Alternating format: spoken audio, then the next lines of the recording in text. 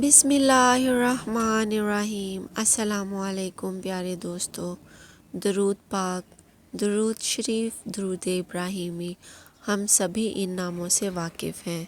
درود پاک اللہ تعالیٰ کی ایک انمول نعمت ہے جس کے بے پناہ فضائل ہیں۔ درود شریف کی فضیلت و برکات اس قدر ہیں کہ تمام مشکلات اور مصائب کا حل اس درود میں ہے۔ اللہ تبارک و تعالیٰ نے قرآن پاک میں کسی عمل کی تلقین کے بارے میں یہ نہیں فرمایا کہ میں یہ کام کرتا ہوں لہٰذا تم بھی کیا کرو، مگر درود شریف کے بارے میں اللہ پاک کی سورۃ الاحزاب آیت 56 میں خاص طور پر یہ فرماتے ہیں کہ ترجمہ: اللہ پاک اور اس کے فرشتے آپ صلی اللہ علیہ وآلہ وسلم پر درود و سلام بھیجتے ہیں، پس اے ایمان والو تم بھی ان پر درود و سلام بھیجو۔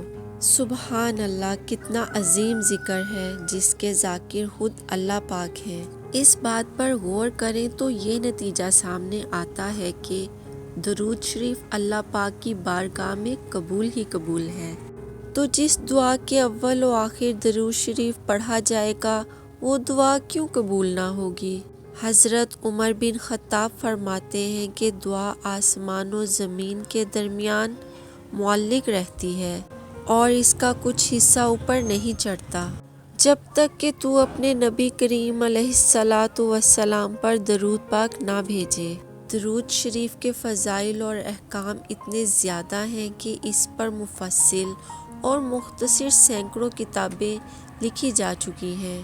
انہی مستند و معتبر کتب سے منتخب کی گئی ایک حدیث پیش کرتی ہوں جس میں درود شریف کی فضیلت و برکات کا بیان ہے۔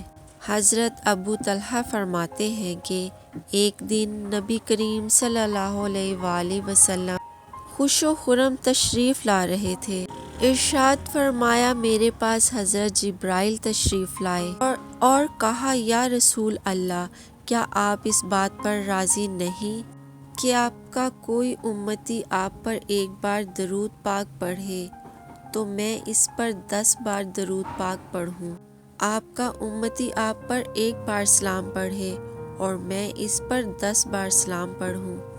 حضور نبی کریم صلی اللہ علیہ وآلہ وسلم نے ارشاد فرمایا کہ جس نے جمعہ کے دن مجھ پر درود بھیجا اللہ تعالیٰ اس پر 80 سال کے گناہ معاف فرما دے گا۔